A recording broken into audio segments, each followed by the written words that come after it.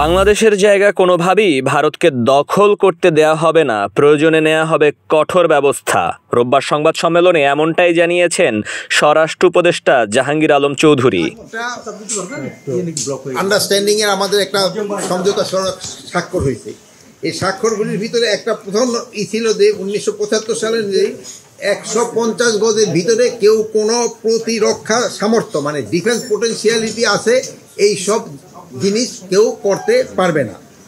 2 number ছিল হলো শূন্য লাইনের থেকে 150 গজের ভিতরে কোনো উন্নয়নমূলক কাজ করতে গেলে একে অপরের থেকে সম্মতি নিতে হবে, কোনো সম্মতি ছাড়া তারা এই কাজটা করতে পারবে না।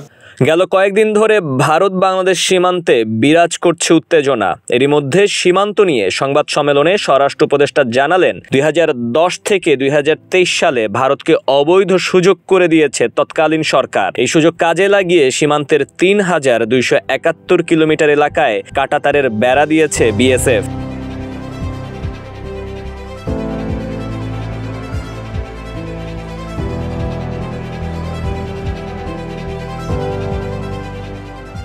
এখনো ভারতের সঙ্গে বর্তমানে চাঁপাইনবাবগঞ্জ সীমান্ত, 3 বিঘা করিডোর, নওগাঁর পত্নীতলা এবং লালমনিরহাট সীমান্ত নিয়ে ঝামেলা চলছে বাংলাদেশের। এসব জায়গায় বিএসএফ কাটা তারের বেড়া দিতে চাইলেও বিজিবির বাধায় পিছু হটতে বাধ্য হয়েছে।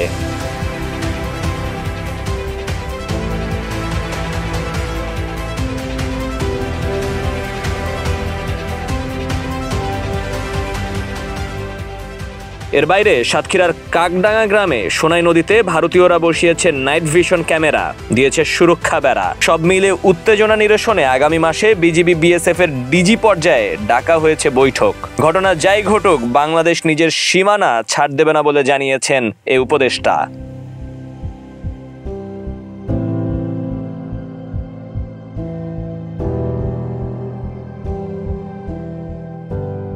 এই জন্য এখানে একটা বড় ধরনের সমস্যা হচ্ছে। এখানে ওরা ওখানে ফেন্স করতে গেলে আমরা বাধা দেয়, বাট লিগেলি আমাকে বাধা দেওয়ার নাই, যেহেতু আমরা অলরেডি এটা এখানে সিগনেচারি আমরা সাইন করছি। এখন এখানে 2 ধরনের সমস্যা। যদি আমরা ওখানে বেশি দিলে তো ওরা আবার ওই প্রবেশের ক্ষেত্রে একটা ঝামেলা করে।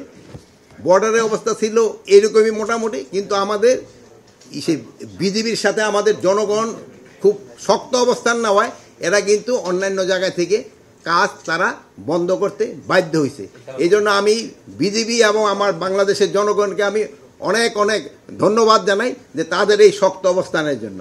প্লাস আমি আপনাদের মাধ্যমে ওই জায়গায় যারা সাংবাদিক আছে তাদেরও ধন্যবাদ জানাই, তারা এই জিনিসটা কিন্তু ভালোভাবে ফুটাই উঠিয়েছে যে এইটা আমাদের বিজিবি এবং আমার জনগণ খুব ভালোভাবে এটা করছেন এবং আমাদের সাংবাদিকরাও কিন্তু এতে আমাদের পূর্ণ সহায়তা করছে। কাজ বন্ধ হয়েছে, ওই যে 3 বিঘা ওই যে করিডোরের ওখানে ওই জায়গাটা কাজ বন্ধ হয়েছে।